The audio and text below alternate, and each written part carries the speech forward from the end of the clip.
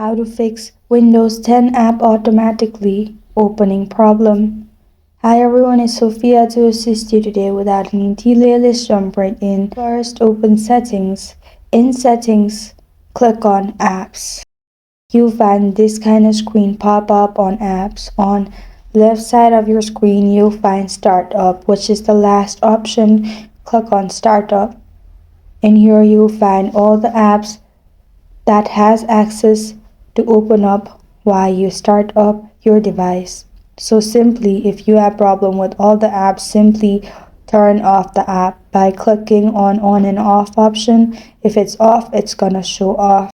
After that, simply refresh your device or restart your device and you're good to go. This is how to fix Windows 10 app automatically opening problem.